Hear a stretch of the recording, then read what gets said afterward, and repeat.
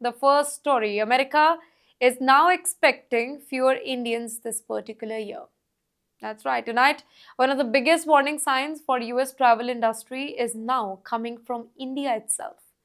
The United States is expecting a sharp fall in Indian visitors this particular year, even while overall international tourism to America is projected to grow. Well, according to the US National Travel and Tourism Office, Indian arrival are expected to decline by more than 4% in 2026.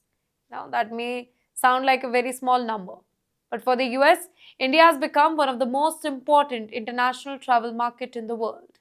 In 2025, India was fourth largest source of international visitors to America and second largest overseas market after the United Kingdom.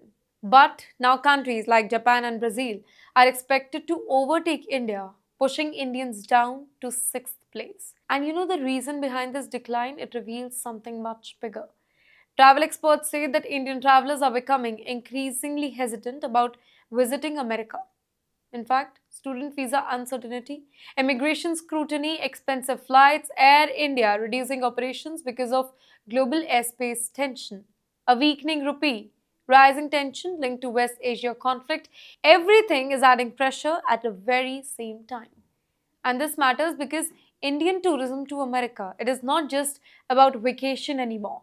It is deeply connected to education, business, family visit, conferences, and long-term migration dream. Travel agents now say that many Indians are simply reconsidering whether the trip is worth the stress or not. Okay, wait. Can you think how dramatic this whole shift is?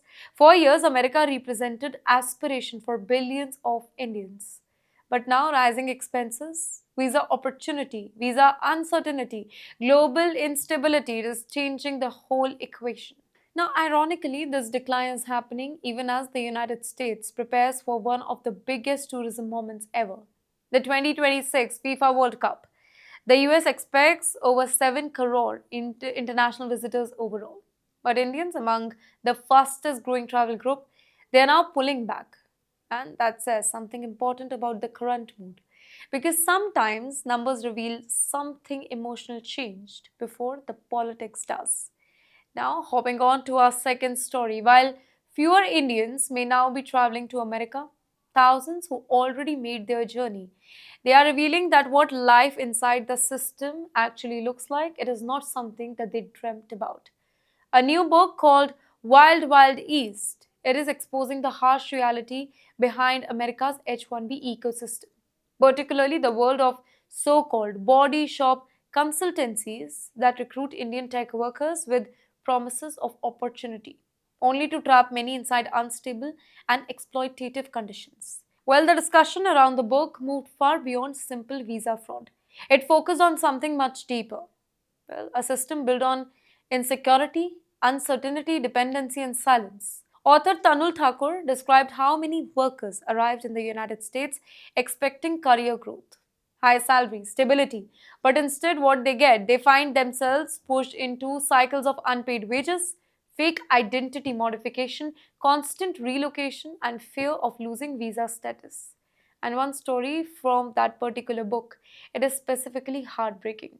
A worker named Kumar said he believed he would earn $1 million within 2 years in America and return home safely. But the moment he landed in the US, he was told there was no project waiting for him. Can you imagine that shock? You leave your country, your family takes pride in your success.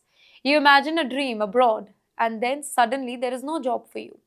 Mr. Kumar said that the stress became so intense that he suffered a heart attack. And according to him, the exploitation it continued for years. 6 different employers, irregular wages, identity changes, and constant instability. But what makes the story powerful is that it does not simply blame one side. The book argues that corporations benefit the most while workers, both Indian and American, they often pushed against each other. In fact, one American IT worker named Vigil reportedly lost opportunity himself and initially blamed migrants.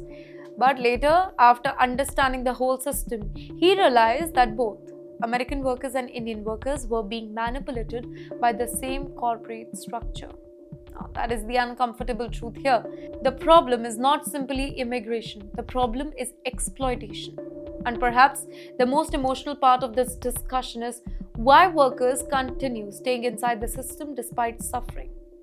Well, many take loan, support family, wait years for their green card, and slowly begin accepting exploitation as new normal. One line from the whole discussion stood out. Some choose what feels like enslavement in the US over freedom in India. And that sentence alone, it explains the emotional complexity of the migration today.